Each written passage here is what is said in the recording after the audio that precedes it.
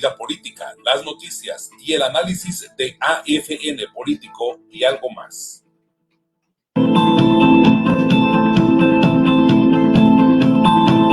Es momento del análisis del acontecer nacional y regional, la vida política, las noticias y el análisis de AFN Político y algo más.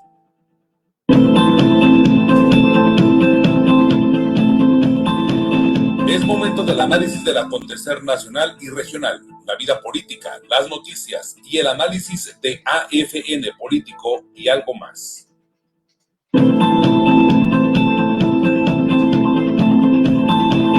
Es momento del análisis del acontecer nacional y regional, la vida política, las noticias y el análisis de AFN Político y algo más.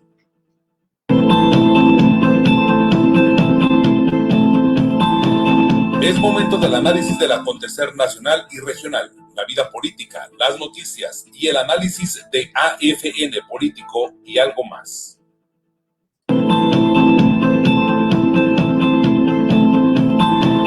Es momento del análisis del acontecer nacional y regional, la vida política, las noticias y el análisis de AFN Político y algo más.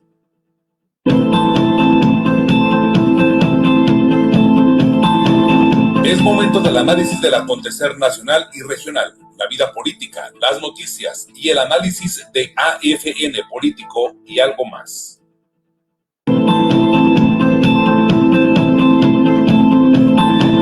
Es momento del análisis del acontecer nacional y regional, la vida política, las noticias y el análisis de AFN Político y algo más. ¿Qué tal? Muy buenos días, qué gusto saludar a todos ustedes hoy que ya es, señoras y señores, lunes 20 de julio del año 2020, 20 del 20. Es un privilegio llegar a todos ustedes con esta primera edición de la semana de AFN Político y algo más, que es una producción de Agencia Fronteriza de Noticias y de su directora, nuestra amiga y compañera Dora Elena Cortés. Soy Enrique García y le agradezco enormemente que nos acompañe en la opción de Facebook Live, por supuesto también en esta opción de televisión por cable que en punto de las 3 de la tarde en horario diferido le entrega una de estas dos ediciones. Es la opción de canal 73 de CNR estatal, nos lleva hasta Yuma, Arizona, Salvador, Colorado y lugares circunvecinos, y a Mexicali, la capital del estado, donde tenemos un auditorio interesante, cada vez más amplio y que mucho agradecemos, por supuesto, porque es un privilegio recibir, enlazarnos con los amigos de la capital de Baja California, siempre con el ánimo de servirles. Le anticipo que hoy en punto de la 1 de la tarde tendremos en este espacio, en la segunda edición, entrevista con Alejandro Álvarez, este hombre que siendo delegado del Comité Nacional de Morena, habría acosado a la alcaldesa de Mexicali, Marina del Pilar Ávila Olmeda. Usted recordará esta declaración que hizo la alcaldesa justo en este espacio. Después las afirmaciones que sobre este asunto hizo el gobernador Jaime Bonilla Valdés al día siguiente. Y sobre eso vamos a platicar con él. Él tiene su versión, por supuesto, y ha aceptado compartirla con todos ustedes, con todos nosotros.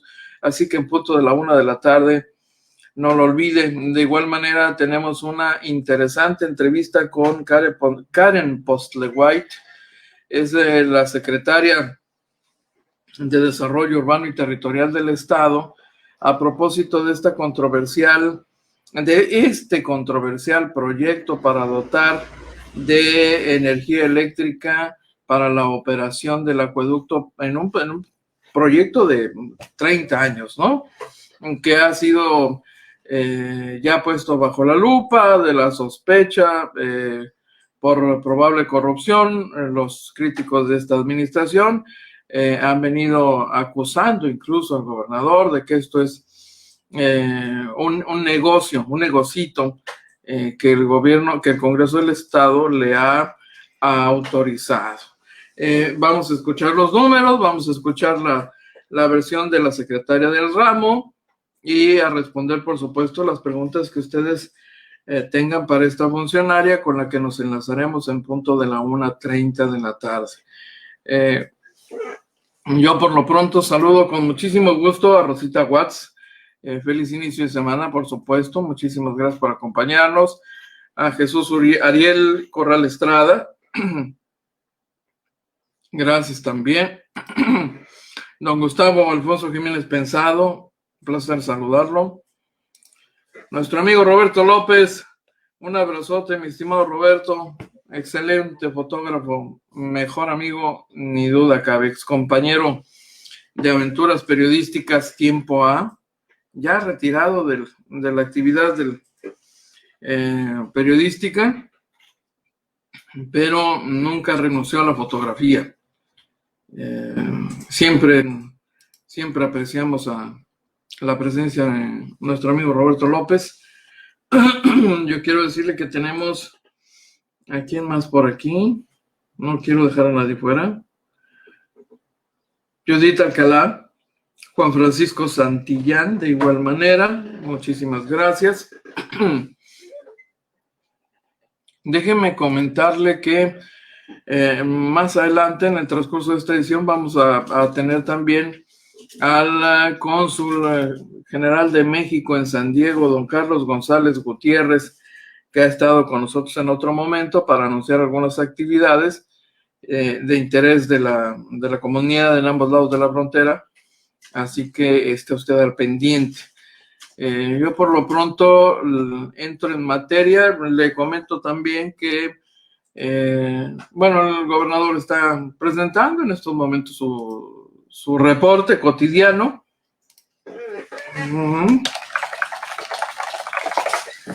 El reporte reporte epidemiológico, el reporte del avance de los trabajos de limpieza del canal, por supuesto, acompañado de Salomón Faz, el secretario responsable del manejo y administración del agua potable en Baja California, de Isaías Bertín, el secretario técnico de la Mesa de Seguridad Pública, el secretario de Desarrollo Económico, Mario Escobedo, estará ofreciendo una conferencia de prensa en unos minutos más. Tan pronto concluye el mensaje del gobernador, de manera regular, Mario Escobedo ofrece estas conferencias de prensa, sobre todo por las interrogantes que hay respecto de la reapertura de empresas en Baja California. La dependencia a su cargo lleva el monitoreo constante de los casos de desempleo, de los empleos que se pierden en Baja California, pero también del avance en la reapertura en las diferentes empresas en el estado. La recuperación que empieza a registrarse con motivo de esta reapertura, que es una reapertura lenta, con mucho cuidado se está autorizando. Ya sabe usted que está condicionada a protocolos sanitarios. Estamos en rojo, en la fase en rojo dentro del semáforo epidemiológico, y en razón de esto, bueno, pues se mantienen las actividades declaradas como esenciales, reconocidas como esenciales. Entonces, entendiendo esta situación, por supuesto, la reapertura de un segundo círculo de empresas está sujeto a que cambie el color del semáforo. Seguimos en rojo. Esta mañana lo insistía el gobernador, lo insistía el secretario de Salud, el doctor Alonso Pérez Rico, y en la medida que esto ocurra, pues no será posible arrancar con esta otra etapa.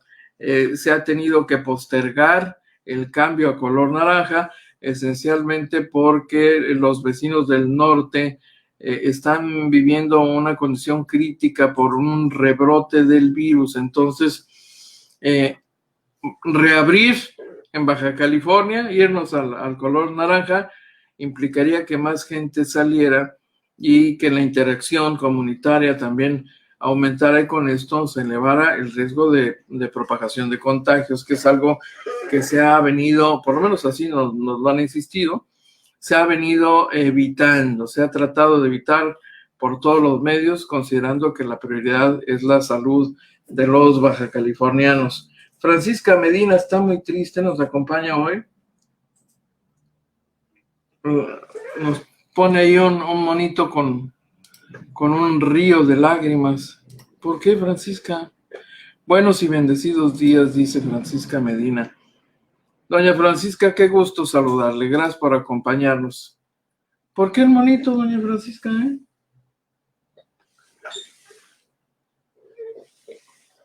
¿Quién sabe? Pero no parece ser buenas noticias, ¿no? Para ella en particular, quizá, estoy aquí especulando, por supuesto. Oiga, dos cosas. En el ámbito informativo nacional, el tema de fin de semana sobre la supuesta renuncia del señor secretario de Comunicaciones y Transportes, el señor Jiménez Espriu, que como levantó ámpula, sobre todo a partir de que un periodista capitalino, Joaquín López Dóriga, lo dio como un hecho, ¿no? Por cierto, que don Javier Jiménez Espriu, secretario de Comunicaciones y Transportes, renunciaba. No está claro que efectivamente haya renunciado, tampoco es una falsedad, pero lo más interesante del asunto es que lo que yo le afirmo en este momento tiene que ver con la posición que esta mañana en la conferencia de prensa mañanera asumió el presidente de la República sobre esta versión. Fíjense nada más lo que dice, que no tiene información certera sobre la posible renuncia de Javier Jiménez Espriu como titular de la Secretaría. Él es su jefe, ¿no? Y llama la atención esto porque, pues, se supone que el asunto es tan simple como... ¿Dónde están? Así, ¿no? Jefe, le anticipo que estaré presentando mi renuncia en los próximos días, para que tome usted las precauciones, las providencias necesarias. Yo haré el trámite formal tal día, etcétera, etcétera. Ricardo Acevedo, hombre, gracias, muy amable. Bienvenido a esta edición, Ricardo Acevedo. Pues sí, ¿no? Está raro que el presidente de la República se tenga que enterar por un medio de comunicación que se le va a un secretario de Estado. Digo, o que se enteren primero los periodistas que el jefe, ¿no? Está en chino. Dijo el presidente, no tengo una información certera sobre esta posible renuncia. Hoy o mañana voy a tener una reunión con el ingeniero Javier Jiménez Espriu y vamos a platicar. Aparentemente el secretario habría renunciado, molesto porque el presidente dio el control de los puertos y aduanas de este país a las Fuerzas Armadas en un acto de militarización que ha sido severamente cuestionado por algunos sectores de la población, que ven como un signo ominoso esta decisión del presidente López Obrador, cuya administración ha determinado y decidido, bueno, no es algo que tenga que decidir el presidente López Obrador, de suyo hay que plantearlo con toda precisión. Los puertos y aduanas son infraestructura e instalaciones estratégicos, incluso en materia de seguridad nacional. Por ahí entra lo peor y lo mejor. Entran, por supuesto, las mercancías con los países que tenemos intercambio comercial, pero entran las drogas y entra la delincuencia internacional. Entonces, en los momentos en que estamos viviendo, por supuesto, también se convierte en instalaciones estratégicas, así que esto no necesita siquiera el reconocimiento de esta administración. Es una realidad que no requiere un reconocimiento oficial y una declaratoria particular y oficial. Entonces, la decisión del presidente de la República de poner en manos de las Fuerzas Armadas, dicen en su administración, también tiene el propósito de amarrar las manos, de correr a quienes se han servido en esas áreas y se han prestado a la corrupción desde hace mucho tiempo. Entonces, no deja de ser una medida controversial, muy cuestionada, por supuesto, y según estas versiones que circularon desde hace algunos días a partir del anuncio del presidente, habría molestado al señor secretario de Comunicaciones y Transportes, ¿no? Porque lo habrá considerado quizá una especie de intromisión en su ámbito de facultades, vaya usted a saber. Solo podemos especular porque el señor secretario de Comunicaciones y Transportes no ha dicho esta boca es mía. Y de ahí, a partir de eso, se intuye que don Javier Jiménez Espriu decidió irse a la gomita, punto. Para decirlo en términos caseros, ¿no? Tocayo, José Enrique Ibarra, qué gusto, Tocayo. Bienvenido, muchas gracias. Don Israel Núñez Acóatl también nos acompaña el día de hoy, muchísimas gracias, muy amable. Y entonces así están las cosas con don Javier Jiménez, que además, déjeme decirle, en cuanto se supo que Javier Jiménez Espriu renunciaba al cargo, no, bueno, ese hombre que apenas que le costaba trabajo subirse los pantalones para ir al baño o algo así, dijo el gobernador Jaime Bonilla Valdés, ¿no? Ya lo conoce, pues, ¿no? Diría Jaime Bonilla Valdés, si ya me conocen, ¿para qué me invitan? Bueno, pues invitado está, pues está convertido en gobernador ya, y entonces, ya sabe usted cómo se la hizo de jamón al secretario de Comunicaciones. Le dijo hasta de qué se iba a morir, entonces imagínese nada más las lecturas que ha generado esta versión de que don Javier Jiménez Espriu decidió renunciar, ¿no? Pues imagínese nada más que un gobernador se atreva a desafiar a un secretario de Estado, pues eso difícilmente, ni en los gobiernos del PRI, ni soñar, ni pensar. En el PAN sería también en los gobiernos panistas sería una especie de insulto, pero tendría una lectura distinta, por supuesto no tan radical como la que pudo haber tenido en el sistema político dominado por el PRI. Imagínense nada más, en los tiempos del PRI, un gobernador que se atreviese siquiera a decir la mitad de lo que ha dicho Jaime Bonilla Valdés, le habría costado posiblemente la chamba, posiblemente, hasta donde recordamos lo que nos tocó vivir, ¿no? En el PAN, bueno, también le habrían pasado una factura, pero en este gobierno, que un gobernador haga lo que ha hecho y además se le vaya a la yugular y además promueva acciones en contra del secretario y hasta denuncia penal y ese tipo de cosas, pues hay gente que ya está celebrando diciendo, mira, el Bonilla lo tumbó, ¿no? Digo, finalmente son interpretaciones. Lo único cierto es que el secretario no ha renunciado. No que el presidente sepa. Aclaro, ¿no?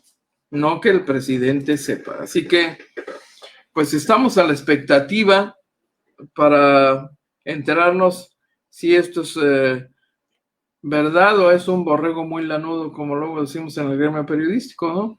Dícese de aquellos asuntos noticiosos que realmente no tienen fundamento y que son fake news para actualizarnos, ¿no? Conforme a esta moda, que sería una fake news, pero que crece con tal fuerza que termina siendo un borrego, pero además muy lanudo, profusamente dotado de lana, dice José Enrique Ibarra, eso mismo pensé, Bonilla lo tumbó. Ahí está. José Enrique Ibarra Dixit, ¿no? Lo dijo mi tocayo José Enrique Ibarra. Pues sí, y no tendría nada de particular suponer que efectivamente el presidente se enojó. ¿Cómo que no han cumplido mi compromiso de campaña de hace 3 años para resolver ese asunto mugre de una caseta, por favor, hombre? Cuando en la agenda nacional, incluso de un secretario, que es una agenda más más chica, el asunto de una caseta no pinta, pues, y que se convierta en un problema, un asunto diminuto como ese, pues es el colmo. Pero lo grave es, se trata de un compromiso presidencial. Y que un secretario se ponga sus moños y se ponga roñoso sobre el particular y se resista a resolverlo, pues eso le puede costar un manotazo en la mesa de parte del presidente de la República, una regañada, pero marca llorarás, marca chamuco, y eventualmente, depende cómo se ponga o qué tan grave haya sido el asunto, bueno, pues hasta el despido. Y además fue compromiso con su amigo, el gobernador de Baja California, el que le ayudó a hacer una campaña muy exitosa en un estado tradicionalmente dominado por partidos de derecha, más bien, ¿no? Primero del PRI, pero como el PRI ya pasó mejor vida prácticamente, pues prácticamente desaparecido, pues el partido fuerte desde hace 30 años ha sido el Partido de Acción Nacional. Entonces, hasta como objetivo político, ganar Baja California, a pesar de su muy poquito peso electoral en el contexto nacional, pues no deja de ser un triunfo. Y que un secretario me esté impidiendo cumplir un compromiso de campaña, bueno, digo, no será la primera ni única vez, ¿no? La verdad es que el presidente de la República nos debe el cumplimiento de algunos compromisos, por supuesto. El gobierno federal, que hoy está encabezando el presidente López Obrador, también nos debe el cumplimiento de compromisos hechos por los anteriores presidentes de la República, empezando por el hospital de la zona este, ¿eh? Se fue Enrique Peña Nieto y adiós compromiso con el hospital. Llegó este presidente, tiene 2 años, y el resultado es este gobierno, el gobierno federal, finalmente la entidad de gobierno que es el gobierno federal, sin importar quién esté en la silla presidencial en este momento, nos debe a los bajacalifornianos y particularmente a los tijuanenses un compromiso tan importante para el caso de Tijuana como es el Hospital General, que se ha aplazado 8 años ya, ¿no? Entonces, pero bueno, dirán el gobierno del presidente López Obrador, ese compromiso no lo hice yo, lo hizo el corrupto de Peña Nieto, ¿no? Pero sí lo hizo el presidente López Obrador. Y eventualmente le puede costar la cabeza de un secretario de Estado un incumplimiento así. Sí, fíjense que sí. Pero si el presidente dice, pues no sé qué pasó ahí, pues francamente dudo mucho que el presidente de la República entonces haya decidido correr al secretario de Comunicaciones por el asunto de Playas de Tijuana. Así que yo pensaría más bien que si se da la renuncia del secretario de Comunicaciones, tal vez sea por el asunto de la militarización de los puertos y aduanas de este país, ¿no? Fernando González, buenos días. El PRI no está muerto, solo cambió de nombre, ahora se llama Morena.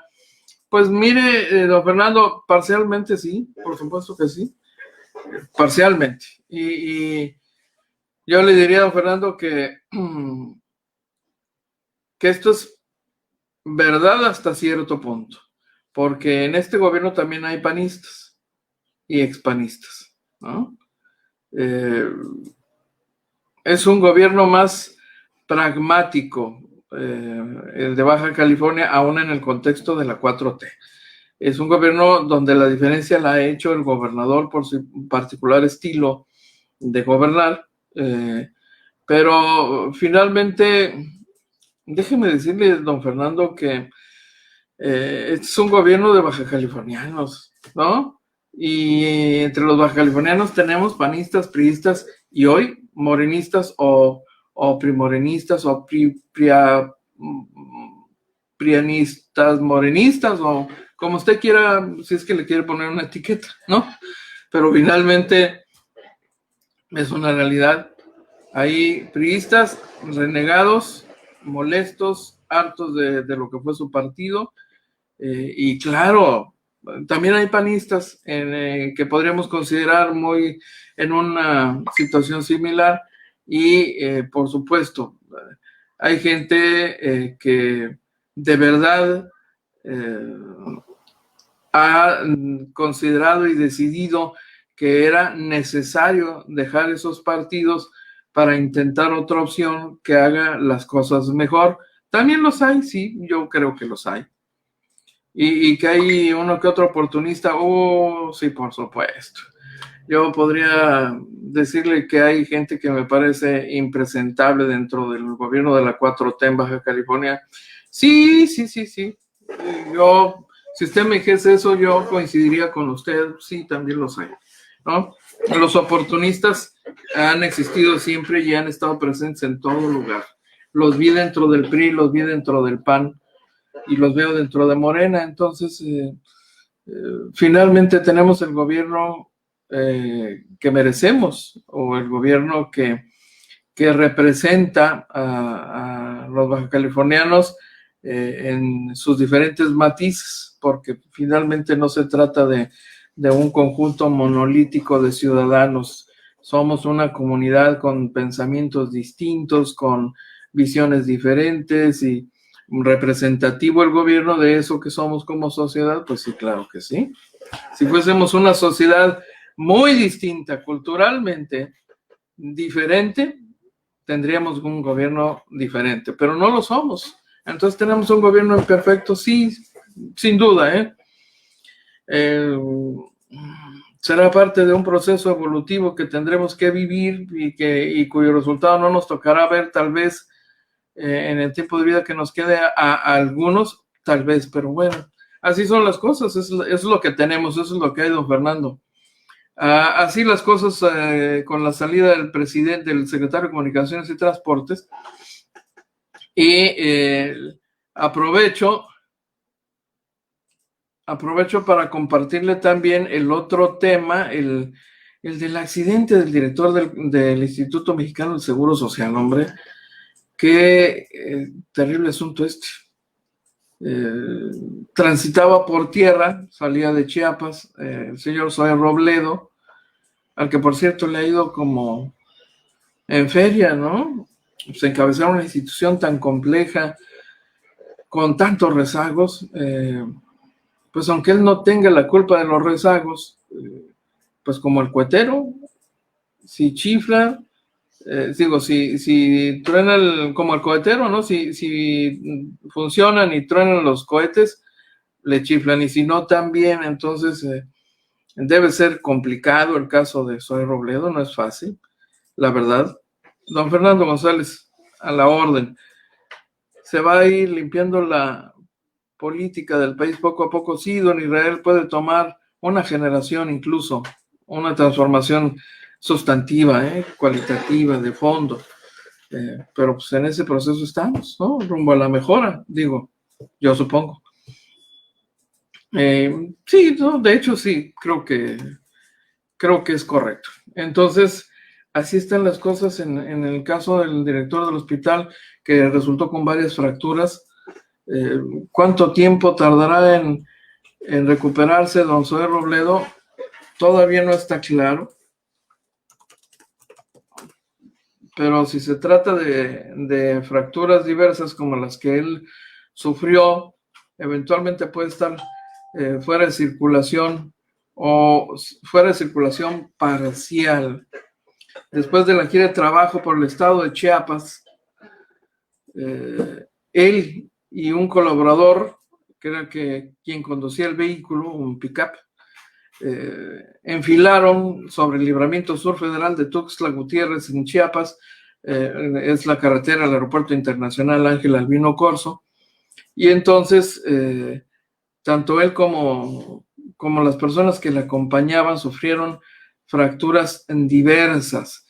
Dice Zoé Robledo, que por cierto se acababa de recuperar del COVID, imagínese usted, ¿no?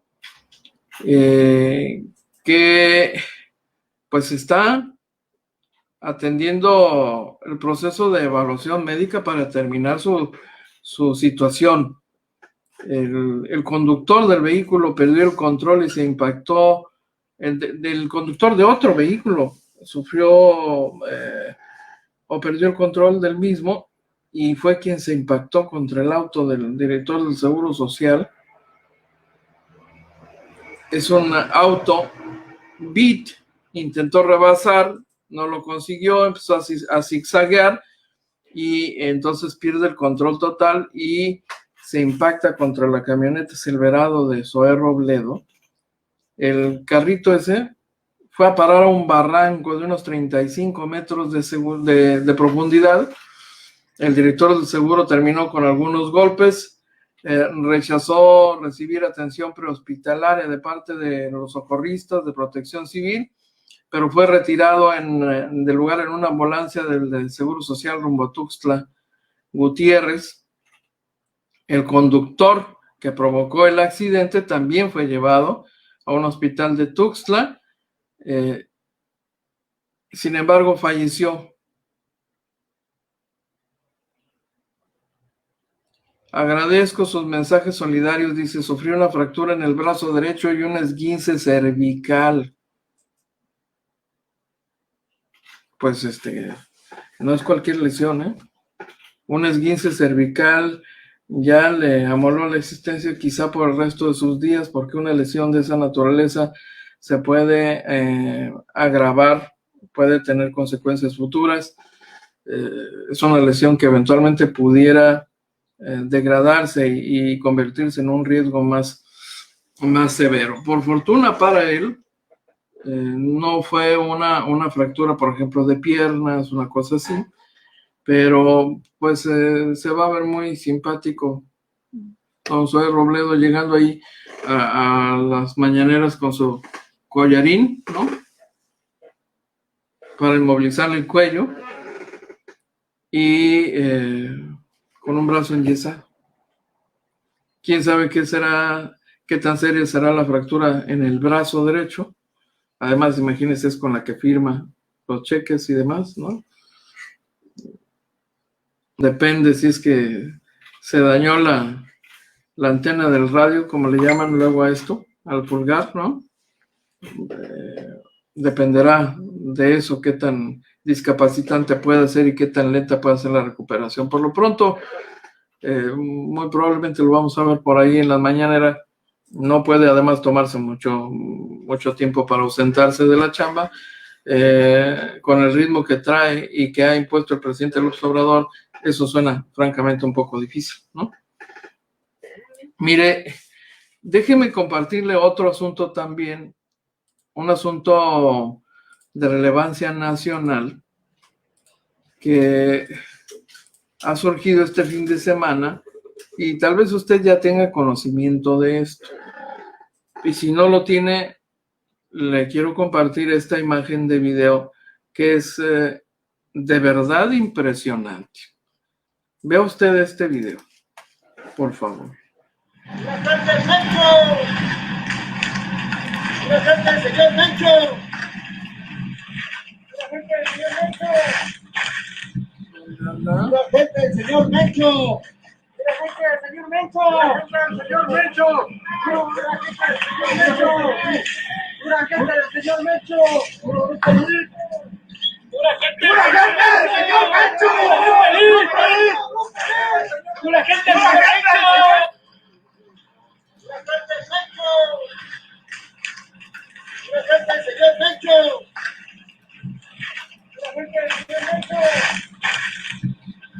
¡La gente del señor Mencho! ¡La gente del señor Mencho! ¡La gente del señor Mencho! ¡La gente del señor Mencho! ¡La gente del señor Mencho! ¡La gente del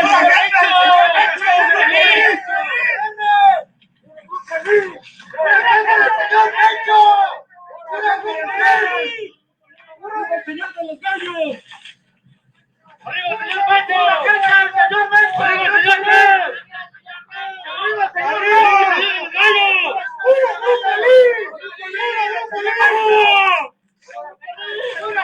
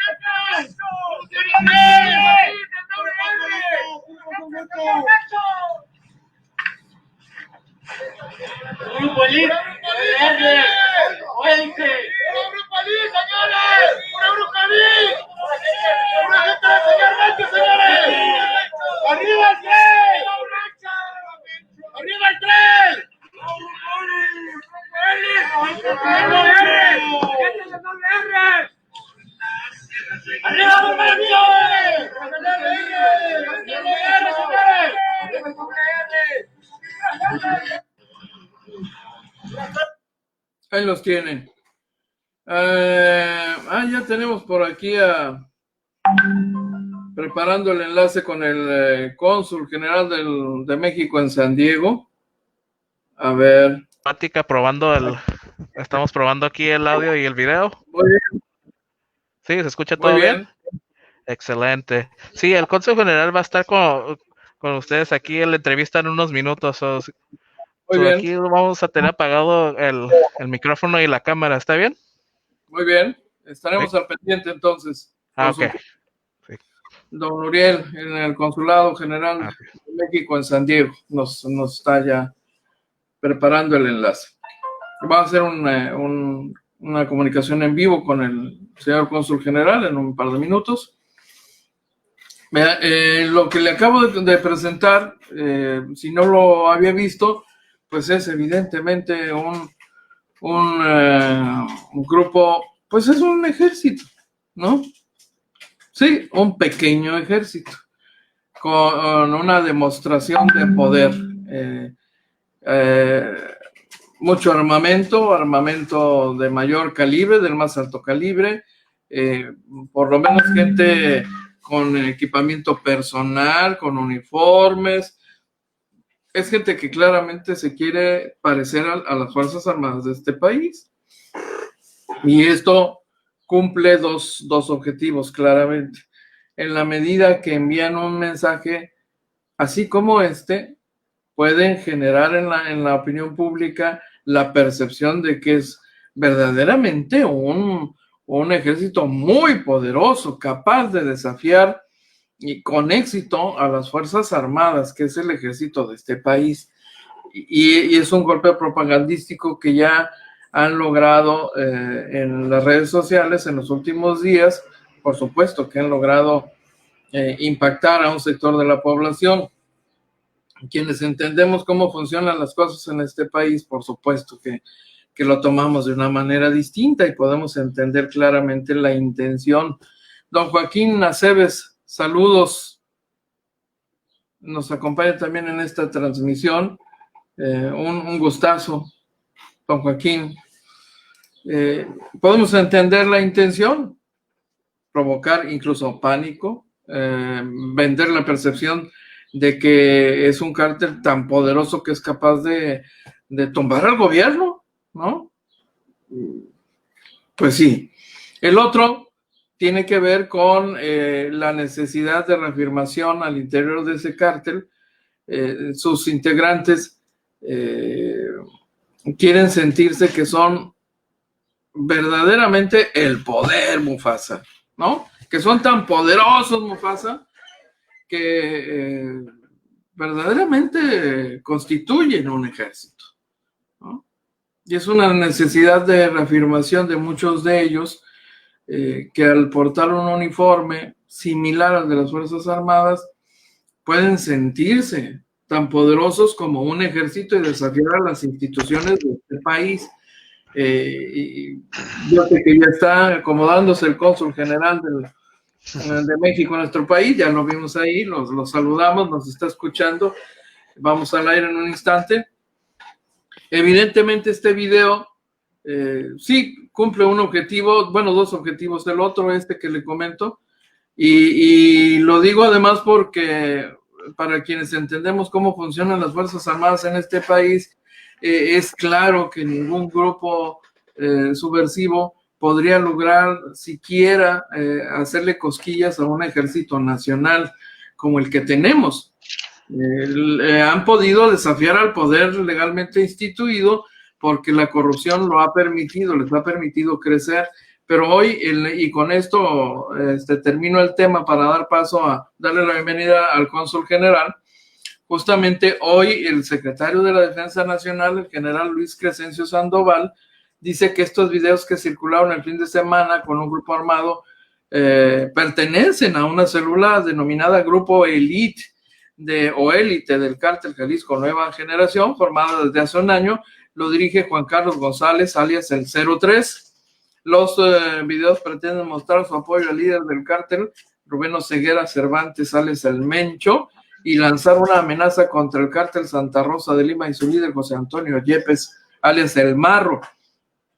Esto lo dijo en la conferencia de prensa con el presidente López Obrador, porque este video, que es una especie de debut en sociedad, de presentación, no es el único. Hay un segundo video donde aparecen ellos mismos haciendo una amenaza al cártel Santa Rosa de Lima, que es este cártel que trae de cabeza a los guanajuatenses y que opera en actividades delictivas como el huachicol y otras actividades. Así que, pues si usted cree que de verdad es un ejército capaz de tumbar al gobierno, no lo es, aunque dé la impresión. Pueden hacer daño, sí, por supuesto, y dependerá de la capacidad y la decisión de este gobierno de impedirlo. Claramente el gobierno de la República o las Fuerzas Armadas de este país son capaces de poner en su lugar a estos delincuentes, seguramente lo son, aunque se vean muy poderosos y así muy echados para adelante y con mucha capacidad de fuego. El Ejército Nacional tiene una gran capacidad de fuego, superior a esta, por supuesto, y ya la demostraron en otros momentos. Pero bueno, esa es harina de otro costal, porque ya nos acompaña aquí el cónsul general don Carlos González, a quien seguramente ya todos sigamos ahí con este asunto del Mencho y el ejército ese. Pero bienvenido, don Carlos. Muchísimas gracias, José Enrique, un placer estar nuevamente contigo. Gracias por la oportunidad. Don Carlos, platíquenos. Yo sé que tienen algunas actividades importantes que están llevando a cabo en el consulado. Claramente un evento en particular importante para la comunidad fronteriza. Tiene que ver, hasta donde yo entiendo, con un esfuerzo con el Centro de Estudios México-Estados Unidos de la Universidad de California en San Diego, UCSD, entre las muchas actividades que lleva a cabo el consulado. Bienvenidos, órdenes, el micrófono es suyo, platíquenos, por favor. Muchísimas gracias, José Enrique. Sí, te platico, mira, como tú sabes, el pasado 22 de junio, el presidente Trump anunció una medida ejecutiva, una orden ejecutiva mediante la cual, sobre texto del coronavirus y sobre texto de la necesidad de proteger el mercado laboral de los Estados Unidos en medio de los problemas económicos por los que atravesaba, anunció que de aquí hasta el final de año se suspendían una serie de visas que permiten a trabajadores de diverso tipo, por ejemplo, profesionistas altamente calificados que venían al amparo de visas H1B a trabajar en las compañías de tecnologías de información como Facebook, como Microsoft, o bien trabajadores no agrícolas que venían al amparo de los programas H2B o las visas J1 que permitían los intercambios y las estancias temporales de profesores y de estudiantes acá. Incluso luego fue más allá y dijo que los estudiantes que fueran a venir a una universidad que solo ofrecía clases en línea no podrían venir a Estados Unidos, y si estaban en Estados Unidos tenían que salir. Afortunadamente, esto último, los estudiantes se echó para atrás, pero en todo lo demás es la ley en este país, y por eso es que nosotros queremos organizar mañana, martes 21 de julio, a las 9 de la mañana, un webinar a través de la plataforma Zoom para que 3 expertos moderados por Rafael Fernández de Castro, que dirige el Centro de Estudios México-Estados Unidos, que es nuestro socio en este esfuerzo, así como un servidor, seamos los moderadores y tengamos a un abogado, Jan Béjar, especialista en cuestiones migratorias y específicamente en este tipo de visas, a una representante de la Cámara de Comercio de San Diego, Paola Ávila, que conoce bien sobre el impacto que este tipo de medidas puede tener en la economía de la región, y a un vocera, en este caso, de una de estas empresas de tecnología de la información, de Facebook, que es Suraya Tapia, que también nos va a hablar sobre las implicaciones que este tipo de medidas tienen y si hay manera de darles la vuelta, cuáles pueden ser las consecuencias, las implicaciones, la estrategia frente a ellas. Evidentemente estamos viviendo momentos muy, muy especiales. Yo dudo incluso que usted, con los años que tiene experiencia, haya siquiera previsto un escenario como este, ninguno de nosotros en realidad. Ciertamente esto complica la relación bilateral en diversos ángulos y campos. Para los que vivimos en frontera, este es un escenario que le pega a gentes que tienen un intercambio cotidiano intenso desde hace muchos años. ¿Tiene usted alguna idea, por casualidad, de qué tan grande es esa población que estaría afectada concretamente aquí en esta zona por estas disposiciones anunciadas por el presidente norteamericano? No tengo esa cifra conmigo. Estamos hablando del potencial de personas que pudieran entrar a Estados Unidos al amparo de estas visas, porque quienes ya están en Estados Unidos, quien ya es residente legal, quien es ciudadano o quien ya tiene algún tipo de visa o algún tipo de trámite ya en Estados Unidos con las autoridades migratorias, eso digamos, son exentos de este tipo de regulaciones, como también son exentos una serie de trabajadores particulares, como por ejemplo los trabajadores agrícolas, que se consideran esenciales, que también son H2, pero que H2A, esos no están, se les van a seguir expidiendo visas sin ningún problema. El chiste aquí, José Enrique, es reducir la incertidumbre. Por ejemplo, muchas de estas visas ya se habían dado para este año. Entonces, la gente a veces tiene, pues, es comprensible, temor, incertidumbre, y entonces generaliza y el problema se vuelve más grande, ¿no? Yo creo que una parte fundamental de nuestro trabajo, cónsules, es hacerle llegar a la gente la mejor información, la de mayor calidad, la más oportuna, con objeto de que cada quien pueda tener los elementos suficientes para tomar la mejor decisión. Ese es el objeto de nuestro seminario de mañana, 21 de julio a las 9 de la mañana, que la gente pueda hacerse los elementos para tomar la mejor decisión. Porque se convierten en bola de nieve después, ¿no?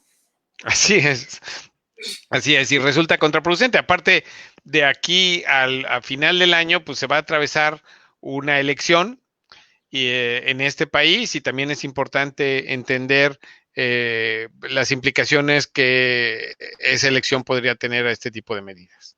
Por supuesto. Entonces, nos repite, señor cónsul, ¿quiénes van a ser los panelistas? Sí, con mucho gusto. Es Jan Béjar, abogado consultor de esta representación consular, especialista en este tipo de visas y especialista en general como abogado migratorio. Paola Ávila, que es vicepresidenta de la Cámara de Comercio de San Diego, y Suraya Tapia, que será vocera de Facebook, pero pues hablará en general por la industria. Entonces, yo creo que tenemos una muy buena combinación. No va a ser un seminario puramente académico. La presencia de Jan Béjar pues garantiza que quien tenga una duda, quien tenga una pregunta específica, la vamos a poder responder. Entonces, todas las personas que podrían estar siendo afectadas por estas disposiciones van a tener esta gran oportunidad mañana de informarse escuchando a estos panelistas a través de este seminario. Hoy se acostumbra a llamarlos webinar porque se transmiten a través de la web, pero son en realidad un seminario. Así es. Para que la gente no le sorprenda el término. ¿Cómo puede accesar a este seminario? Mira, se utiliza la plataforma Zoom, que es muy fácil de acceder, es gratuita, solo hay que bajarla ya sea a la computadora o al teléfono inteligente de uno. Yo recomiendo la manera más fácil es ingresar a nuestra página electrónica, ahí está el enlace, hacer clic, y si uno ya tiene Zoom en la computadora o en el teléfono, inmediatamente te conecta. Quisiera agregar algo, si me lo permites, José Enrique. Sí, claro. Hay mucha gente que actualmente tiene visas, por ejemplo, las de diverso tipo, y no sabe si esto va a afectarles o no. Entonces, también es una oportunidad no únicamente para la gente que tiene o aspira a una visa H1B, sino la gente que tiene algún tipo de visa y que en estas circunstancias no sabe o que está aplicando para una visa si puede ser afectado o no. Es una muy buena oportunidad para hacerse de información sobre los alcances y los límites de las medidas anunciadas por el presidente Trump en materia de visas extranjeros no residentes en Estados Unidos del pasado 22 de junio. Entonces, estas decisiones del gobierno federal de los Estados Unidos afectarían potencialmente más bien a nuevos solicitantes. Exactamente, y a gente que no esté en el país, están vigentes hasta finales de año, pero cada una de estas visas tiene distinto tipo de proceso de convocatoria. Entonces, incluso ya en algunas ya había pasado el periodo de convocatoria y teóricamente se abriría hasta el próximo año. Entonces, los impactos son distintos. Va a ser algo muy interesante el seminario de mañana para platicar sobre la política migratoria de Estados Unidos y las posibilidades de distintos tipos de trabajadores para venir al amparo de una visa a trabajar a este país. ¿Tiene el consulado registrado, don Carlos, el universo de visas otorgadas o autorizadas por el gobierno norteamericano para el año 2020? Pues se ha caído estrepitosamente. Lo que te puedo decir es que, por ejemplo, digamos, la cifra más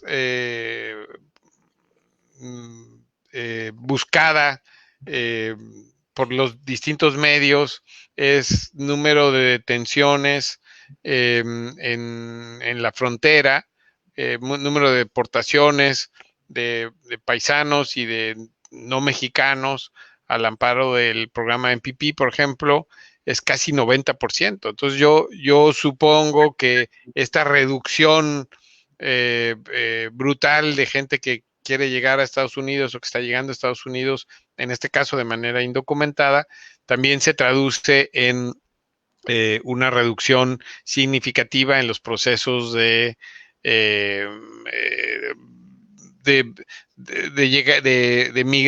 migración hacia los Estados Unidos al amparo de un procedimiento legal como pudiera ser una visa. Yo creo que across the board, como dicen, a lo largo de toda el espectro, es que se han reducido este tipo de solicitudes. El propio gobierno estadounidense, las autoridades migratorias de este país han reducido mucho su ritmo de trabajo durante la pandemia y esto ha tenido una consecuencia en cuanto al número de visas y permisos expedidos. Excelente, pues tomamos nota y ya nos escuchó el auditorio. ¿Alguna consideración adicional que guste compartir con quienes nos ven y escuchan en este momento?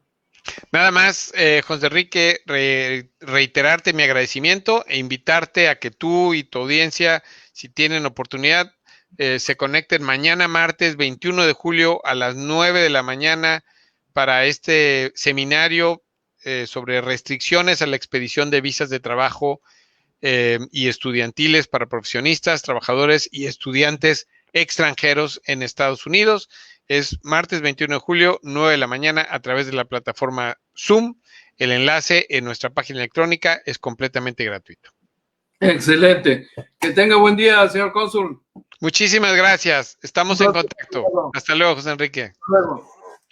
Ahí tiene usted al señor cónsul general de México en San Diego, don Carlos González. Siempre un gusto saludar a don Carlos. La verdad es que es un tema importante, sobre todo para una comunidad tan intensa, esos intercambios cotidianos, con la relación estrecha y añeja que tenemos aquí.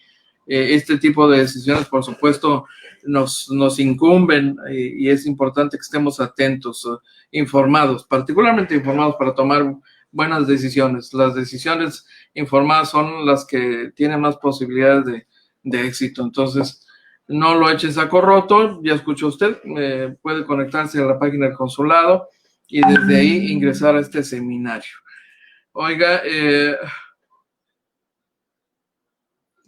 todavía alcanzamos a compartirle algo antes de irnos, porque tenemos aquí bastante información, pero me pareció ver que se había conectado alguien más. Vaya que sí, Saúl Vega, Adolfo Arroyo, Emma Contreras, Leticia Maravilla, Alfonso Robles, Fernando González, Judith Alcalá, Juan Francisco Santillán. Muchísimas gracias por acompañarnos en esta edición. A ver, por aquí. Por supuesto. Sí, pues le alcanzo a compartir esta, pues qué caray, ¿no? Ya sabe usted seguramente, y si no lo sabe, para eso se lo comparto. Usted identifica a esta dama. A ver. Se oye medio raro, ¿verdad? Te presenté también por escrito la solicitud para retomar los esfuerzos que ya tenía. Vea usted esto.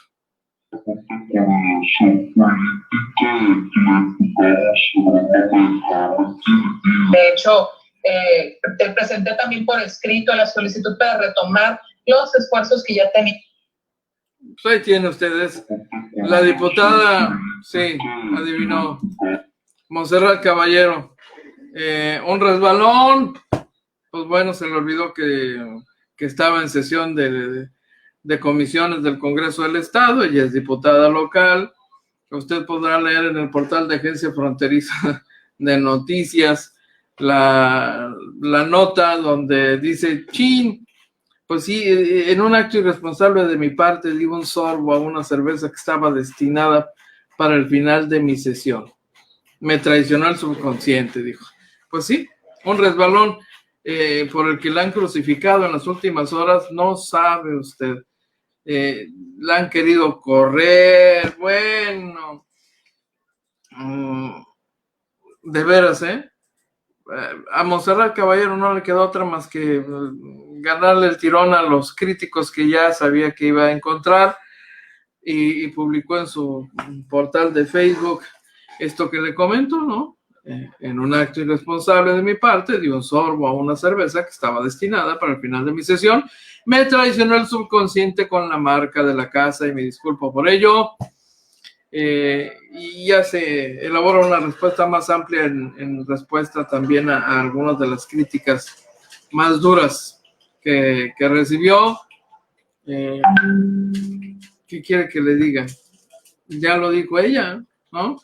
Un descuido, póngale usted el tono, ¿no? Imperdonable, quién sabe, pero yo lo ubicaría más bien en el contexto de esta tendencia que se ha dado debido al coronavirus, ¿no? La tendencia del trabajo casero, trabajo desde el hogar, donde pues como no hay actividad presencial en las instituciones, como el Congreso del Estado, pues los señores sesionan desde donde les agarra el horario de sesión, ¿eh?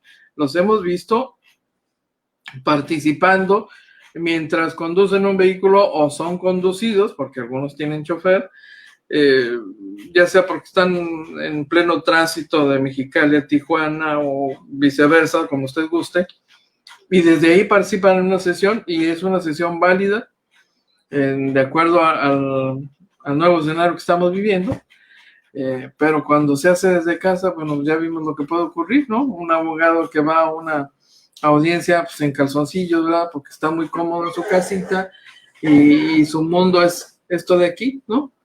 Y eso, entre otras cosas, ¿no? Que hemos visto. Así que, pues ya le tocó pasar a la estadística a la diputada Montserrat Caballero, pero se queda como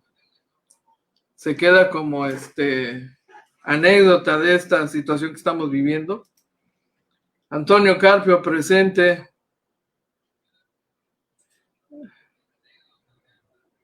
Dice Israel Núñez, con todo el respeto que se merece como por ser mujer, eso parece que fue adrede, se habría subido al ladrillo y se mareó a la servidora pública. Pues yo más bien creo que se le fue el rollo, ¿no?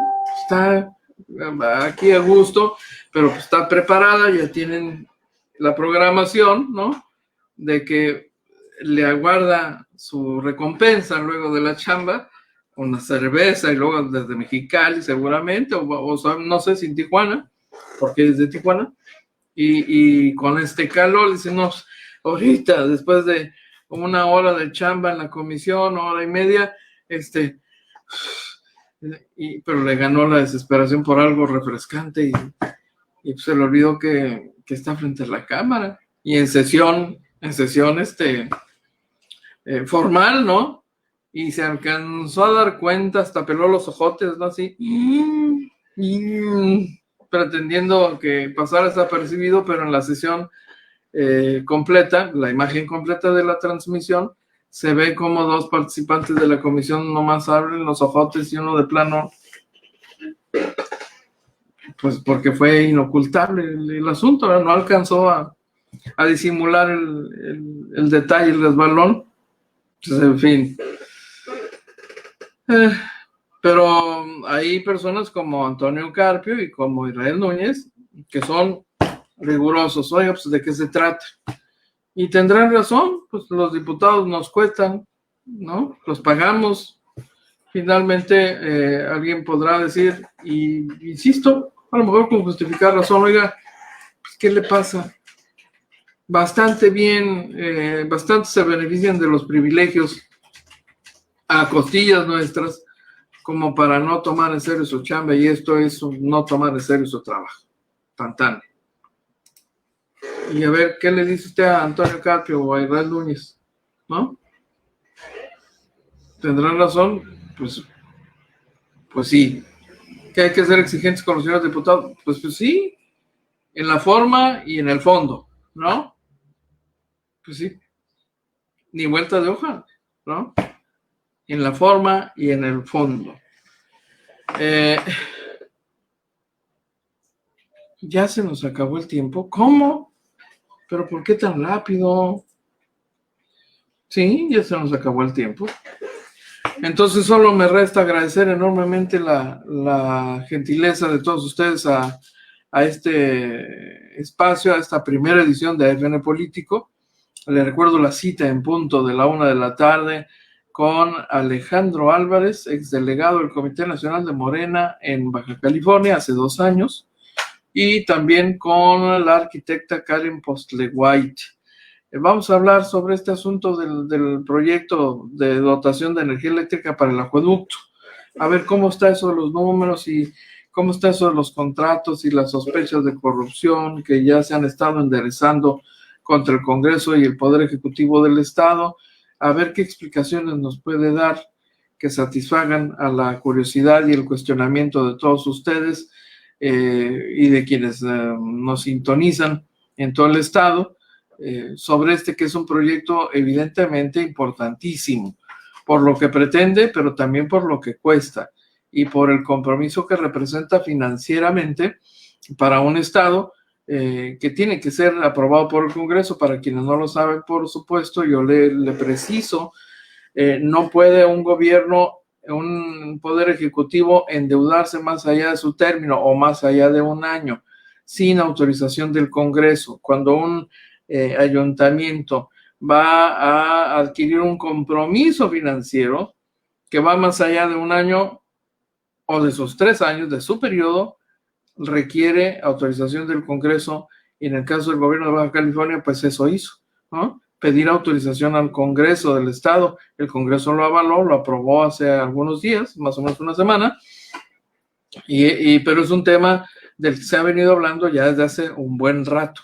Entonces será muy interesante escuchar las explicaciones técnicas de la secretaria. Están ustedes invitados. Por lo pronto, que tengan una excelente mañana. Nos vemos en punto de la 1 de la tarde. Pásela muy bien. Y es todo por hoy. Lo invitamos para que nos sigan de lunes a viernes, de 12 a 1 de la tarde, por este canal. Agencia Fronteriza de Noticias es el portal de noticias más influyente y que sí se lee.